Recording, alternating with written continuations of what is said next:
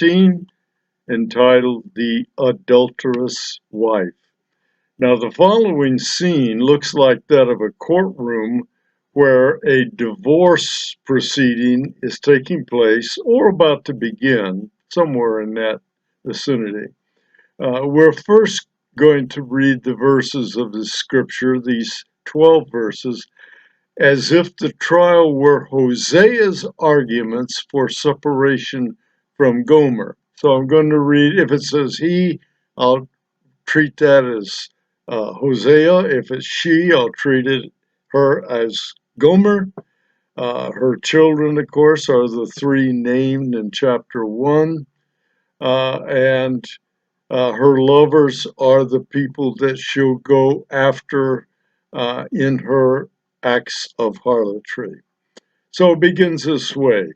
Hosea speaking to his children, Gomer's children. Contend with your mother Gomer, contend, for she is not my wife, and I am not her husband. And let her put away her harlotry from her face, and her adultery from between her breasts. Sounds a little bit strange, maybe, but what Hosea is doing, he is appealing to Gomer's children to do one of two things: either to strive to convince her mother to change the evil direction of her life, or act as a witness against her in this proceeding or this trial. The request gives the three children a chance to change their own direction toward an evil-filled life of immorality. If you remember, many feel that the words used, harlotries, plural, implies that there may be more immorality than simply harlotry, and it can also be true of the children. The expression putting away her harlotry from her face is likely a request that Gomer stop with the makeup, the jewelry, the clothing, the come hither looks, anything that's in the process of making her a picture of the prostitute. The expression from between her breasts likely refers to her presentation of her body as part of the allure for the lovers she's going after. These last two requests, in reality, form a kind of prophetic indictment of Gomer. Thomas Way, you're sitting there. Think about this question. What do you think makes us believe that this is a divorce proceeding? I mean, it's just Hosea talking to his children, right? Well, there are two things. The words not my wife and the words not her husband were traditionally used in Jewish divorce proceedings. So this is divorce language. Hosea 3:1 as a second support for our position. Hosea 3:1 implies that a separation had taken place at some time. Let me jump ahead and read Hosea 3:1, at least the first half of the verse. Then the Lord said to me, that's Hosea, go again, love a woman who is loved by her husband, yet an adulteress. So God's saying, go back, Hosea, for a second time, take her as your wife and love her. Some translations in this place I might point out, have companion rather than husband. If that's the case, the implication is that Gomer had been living with another man who in fact loved her. In either case, Hosea was told to reconcile with Gomer, implying that a split had taken place. Most commentators seem to believe it was Hosea who at some point made formal the disownment of Gomer or the divorce, but we don't really know that. But what if Gomer doesn't comply with the request that Hosea has just made, the request to change the direction of her life? What consequences awaited? Well, look at verse 3. lest Hosea strip Gomer naked and expose her as on the day when she was born.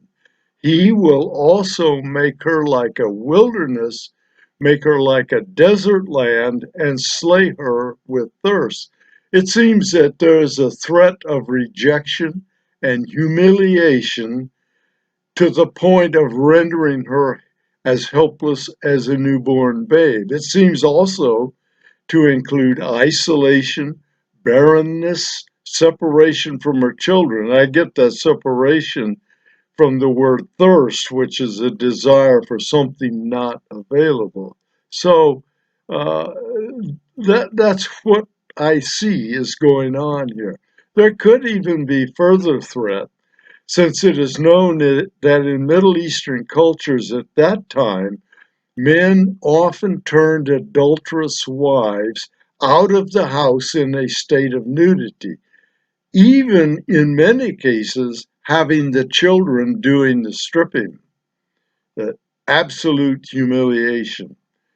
But Marilyn, what about the kids?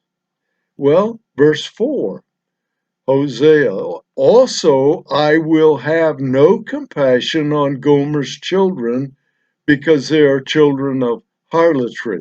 Lo Ruhama raises its head again. If harlotries implies many immoralities, the claim seems to be that the children in practice were as guilty as Gomer. Thus, her children should expect the same judgment as she. But think of it for a moment, that also could well be another level of punishment for Gomer. She would see her children undergo that judgment. Well, next, we see that Gomer was formally charged guilty for her past sins, and her motive is revealed. Look at verse 5. For Gomer has played the harlot.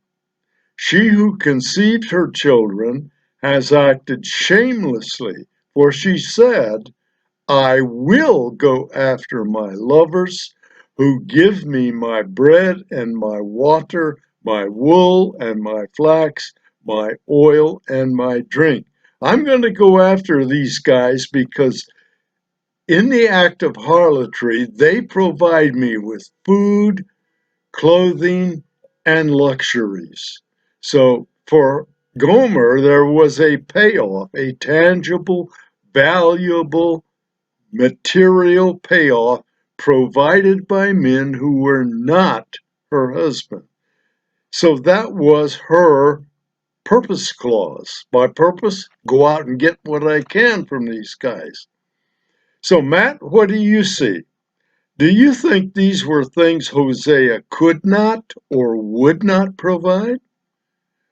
Or were they attractive for other reasons? But Linda, if the husband loved the harlot, what was he to do? What might Hosea have done? Well, verse 6, we get an idea what he might have done. Therefore, behold, I, Hosea, will hedge up Gomer's way with thorns, making it difficult for Gomer to move and do what she wants to do, of course. And I will build a wall against her so that she cannot find her paths. The idea is clear. Make it difficult for the harlotry to continue. Make the life of harlotry unsatisfying and frustrating. Make lovers generally unavailable to Gomer. The result? The goal? Well, look at verse 7. And Gomer says, and Gomer will pursue her lovers, but she will not overtake them. She won't find them. And she will seek them, but will not find them. Then she will say, I will go back to Hosea, for it was better for me then than now. Wow. No, notice what the purpose is. The purpose for the blocking action is clear. Make the life of harlotry unsatisfying. She can't get it done what she wants to do. Render any attempt to continue the harlotry a failure. She can't find any men as lovers. Bring Gomer to reconciliation with Hosea. That's the point. She's finally going to say, this is not paying off. I need to go back to Hosea. Things were better then than they are now in the life I'm leading. Well, verse 8. What Gomer didn't know, for Gomer does not know that it was Hosea who gave her the grain, the new wine, the oil, and lavished on her silver and gold, which they, that must be Gomer and her lovers, used for Baal. They used to worship Baal. But look at what else Hosea might do to encourage restitution. Remember, that seems to be Hosea's goal, is to get her back, even though he may have been the one to bring the divorce proceedings. Therefore, Hosea will take back his grain at harvest time and his new wine in its season. He will also take away his wool, his flax, given to cover Gomer's nakedness. In other words, everything that Gomer has, he can take. And as Gomer's husband, he would be able to do that, to take everything material away from Gomer, regardless of how it came into her possession, whether as fruits of prostitution, even down to her food and clothing. This would seem to be another level of judgment that Hosea is bringing. But Hosea might not stop there if Gomer holds back. This next step in isolating her from her lovers. Let's see that in verse 10. And then Hosea will uncover Gomer's lewdness in the sight of her lovers. There's her audience now, Hosea's audience when he's doing this. It's for those who would be the Johns in this case, if you want to use the street language. And no one will rescue her out of Hosea's hands.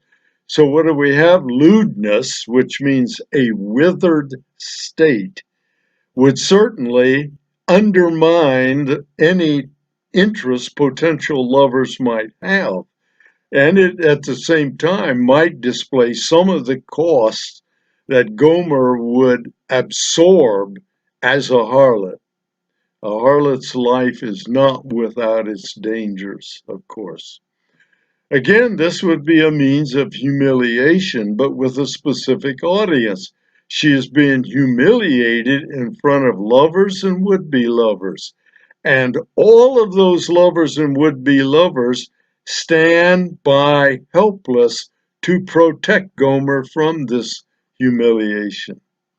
But there is yet one more level of judgment we see in verse 11. Hosea will also put an end to all Gomer's gaiety, her feasts, her new moons, her Sabbath, and all her festal assemblies. That is, the gaiety that revolves around the set times dedicated to Baal worship. Hosea will find a way to put an end to that. So no more partying, the lights, turn out the lights, the party's over. In case you're an old Don Meredith fan, joyous times will be no more. Since Hosea was a provider of everything that Gomer gained by harlotry, and we don't know how that could happen, this relates better to the next time we read through these verses with God and Israel as the focus rather than Gomer or Hosea. It'll fit God a lot better, but it's interesting to see what Hosea might be able to do. But he can take away what Gomer rightly believed was the fruit of her harlotry. She will come to know it wasn't her harlotry that got her those things, it was Hosea. Let's look at verses 12 and 13. Further action on Hosea's part. And Hosea will destroy her vines and fig trees. of which Gomer said, "These are my wages which my lovers have given me." And Hosea will make them a forest. That's like a jungle or a tangle of bush country or something. And the beasts of the field will devour them. That is the best that the land has to provide Gomer with her valuables or whatever she's got. They will be destroyed. She will not have access to those things. Hosea will make them a forest or a jungle, as we said, and the beasts of the field will devour them. And Hosea will punish her for the days of the Baals. I'm not sure how Gomer would do that, but let's assume he would. When Gomer used to offer sacrifices to them and adorn herself with her earrings and jewelry. In other words, it appears as though Gomer, in her harlotry, is also in a state of idolatry. There seems to be a connection between Gomer, harlotry, Baal, and idolatry. And she'll follow her lovers, and in the process, she forgot Hosea. The key, Gomer's primary sin, it seems, was to forget who her husband, her provider, and her protector was. That was Hosea. She said, "I'm going to go out and find these things somewhere else, and I won't have to depend on Hosea." Does that sound familiar?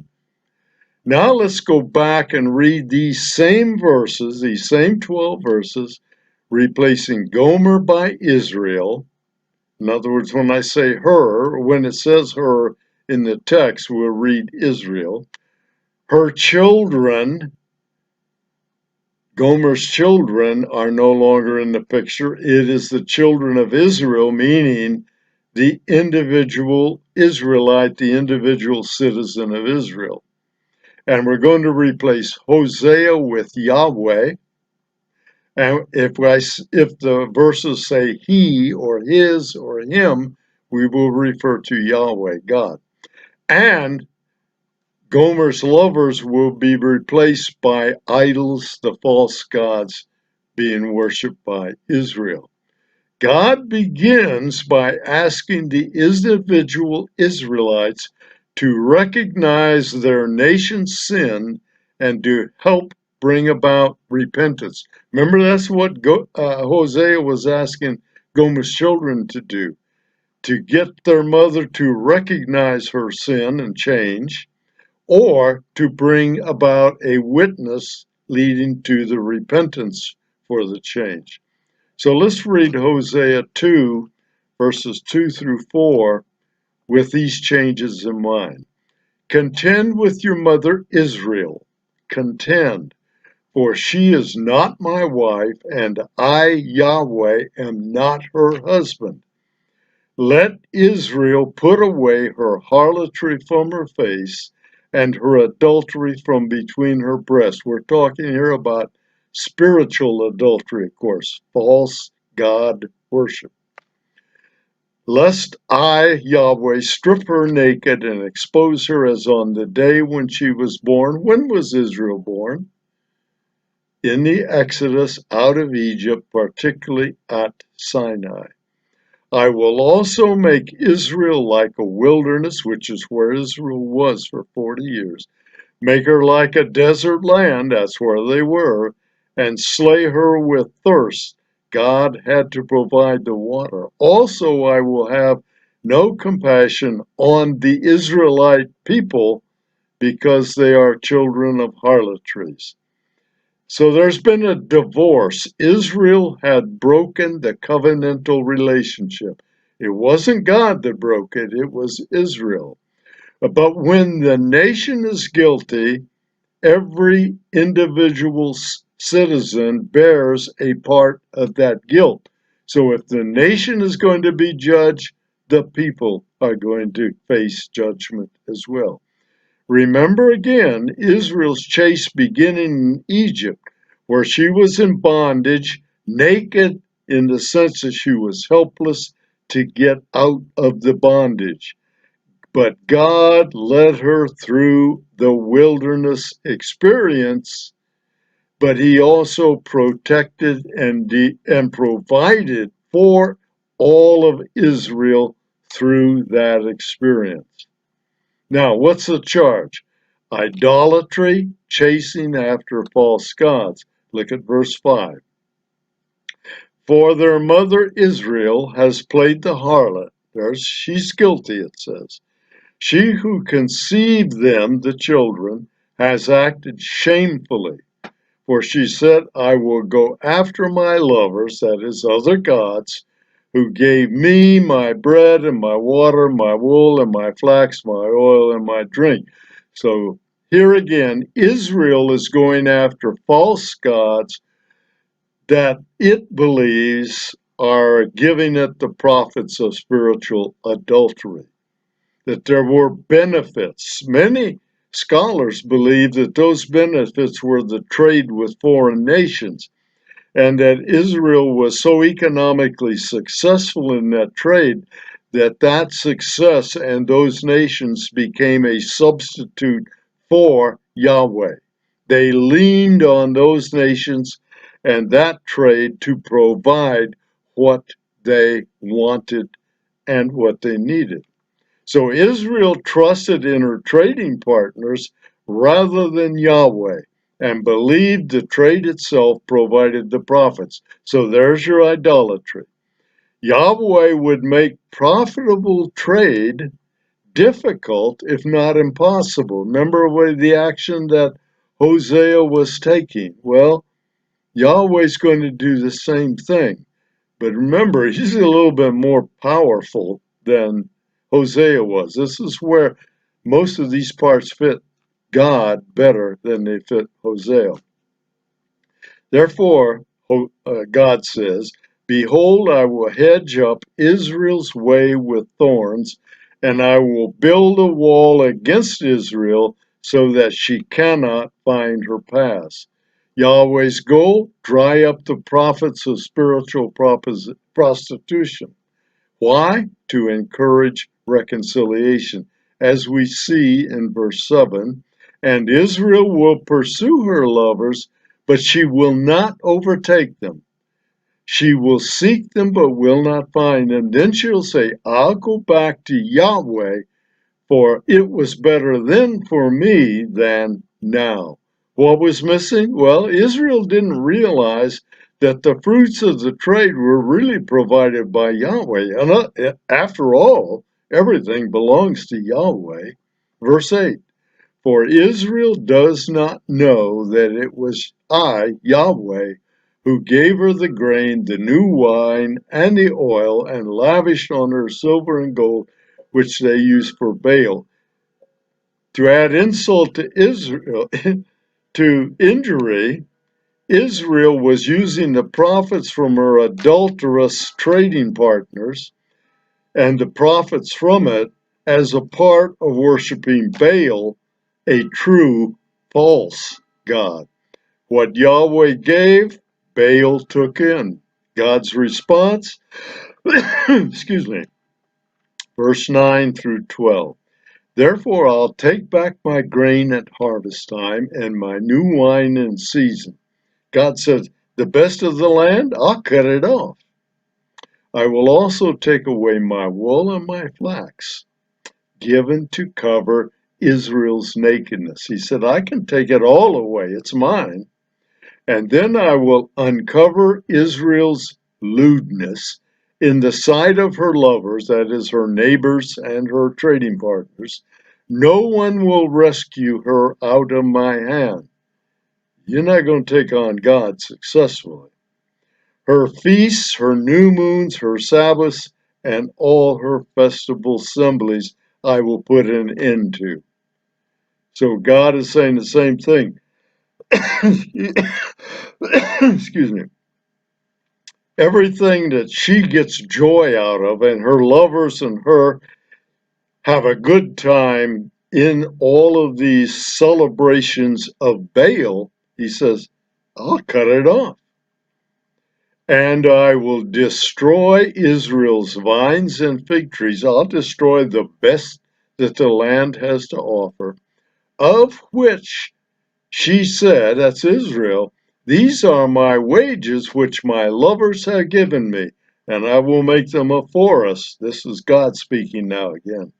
I'll make them a forest. I'll make them a tangle. I'll make them a mess, a jungle, and the beasts of the fields will devour them. God is saying, I'm going to take everything back that belongs to me, which of course is everything. And he said, I'm going to cut off things that they would normally expect to come in and be a bounty for them. Israel would become unattractive to all of her neighbors and training partners. That was a part of making her naked and lewd. There would be an end to all things Baal, particularly the celebrations and joyous times. The best of Israel's material goods will be destroyed.